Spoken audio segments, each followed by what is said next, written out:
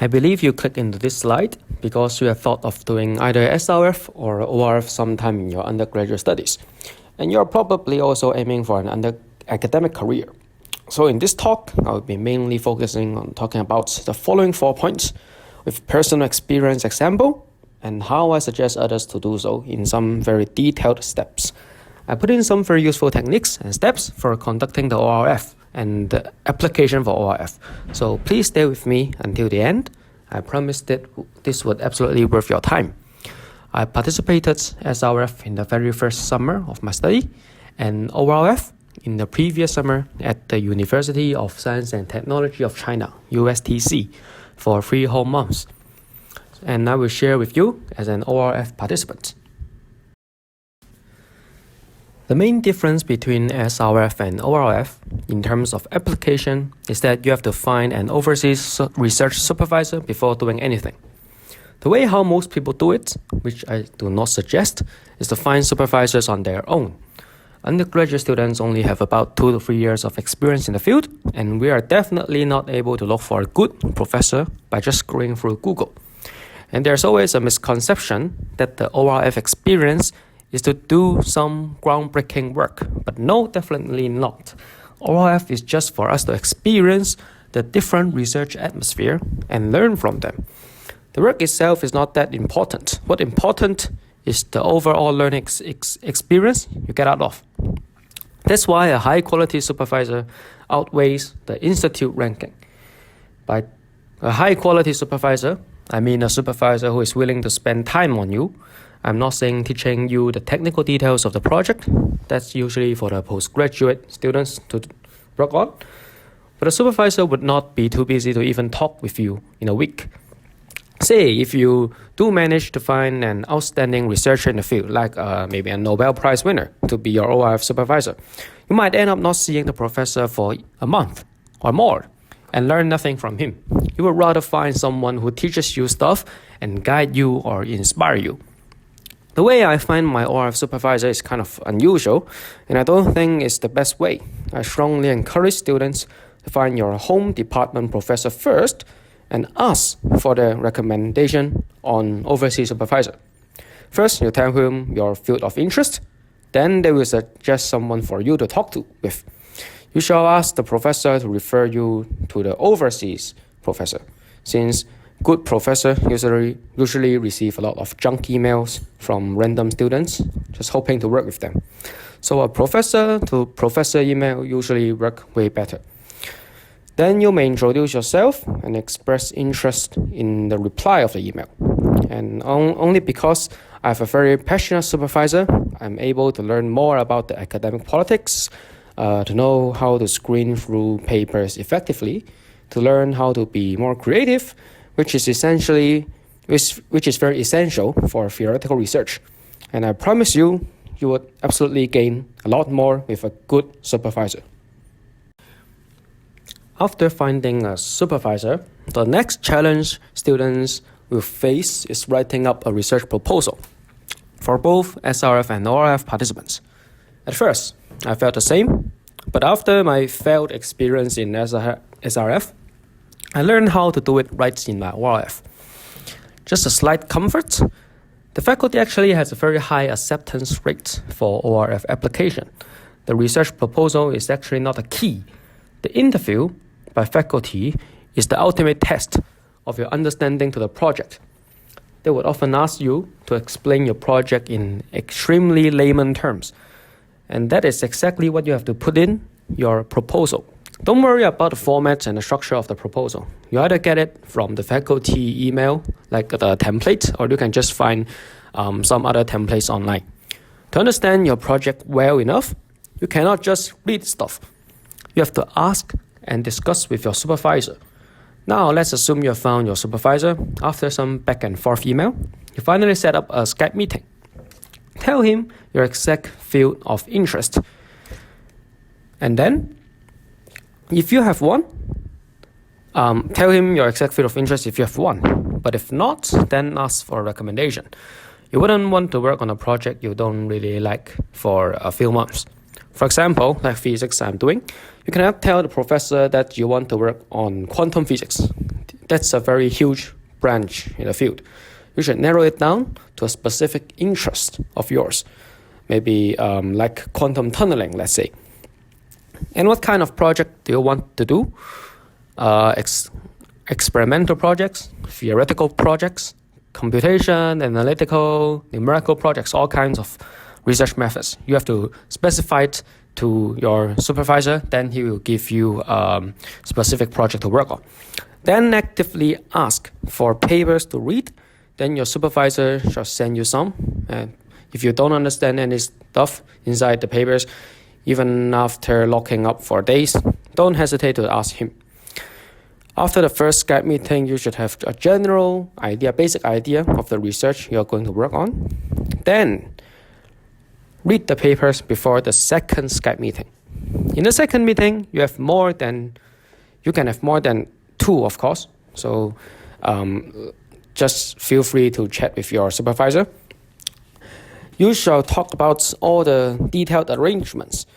My professor wanted me to go to a conference because I've asked him and expressed interest that I want to go. And it's lucky that he has funding to fund me to do so. And the experience of going to a conference is eye-opening. If he has funding for you, you should ask for it for sure. And jot notes during the Skype meeting for the project details. Then you will be able to write up the proposal in very, very simple terms. So don't use any jargons, just simplify things. And the faculty interviewers are usually not in your field of study, like a biologist interviewed me, so I'm studying physics, so I have to simplify things to explain to the interviewer. So you have to be able to explain to a non-specialist. So give your proposal to your non-science friends maybe. So if they understand it, you did fine. Okay, if the faculty asked me to share about my difficulty on ORF research. But for me, the only real difficulty is actually how to understand the project enough to start off the very first step. The struggle is that in the beginning, you don't even know what you don't know. But in the latter part of the research, most of the difficulties are from technical stuff. But at least you do know what you need, but just can't figure it out yet. So the former one is the most difficult thing. I guess in SCNC 1111, you have been taught not to use Wikipedia for reference, and there's a very strong reason behind that, because Wikipedia is not always correct. It explains the big picture well for you to grasp the main concept of the topic, but when it gets to the details, say theory, it might accidentally mix things up. So maybe two different theories, they will mix the content up, and you might think it is right.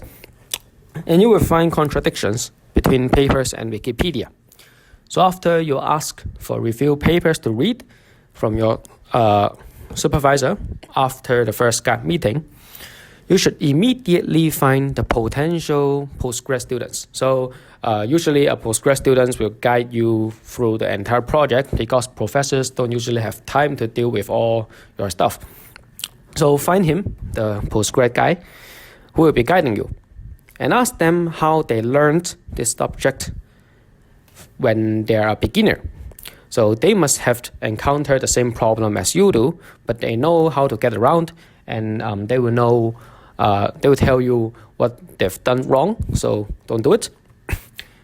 And so after they tell you the common mistake, so you won't misinterpret papers, because sometimes review papers can be quite difficult to read. The funny thing is that even the most introvert postgrad students love to share their experiences. So do find them in the beginning to avoid looping around, like I showed in the PowerPoint, the left-hand side. So it will let you to start the project as soon as possible. And the students, of course, would hope you to start it soon, since you will be helping them out. So it's a win-win situation. So now the final slide. And before doing serious research, at some point you might have heard of some concepts about the subject and take it for granted. But while you are working on it, you might find yourself wrong the entire time because you take the wrong meaning. So the best way is to be like a sponge, absorb as much as possible and forget the things you see on like a popular science article, because usually they oversimplify things. And students often hear this. GPA is not directly correlated with research ability, and it is indeed true. The essence of research is creativity. Combining your understanding of the science and your creativity, you might be able to come up with some brand new ideas. So don't be disappointed if you get a GPA just about 3.0. My GPA is just above 3.0, but I managed to make good posters and do good presentations after the ORF experience.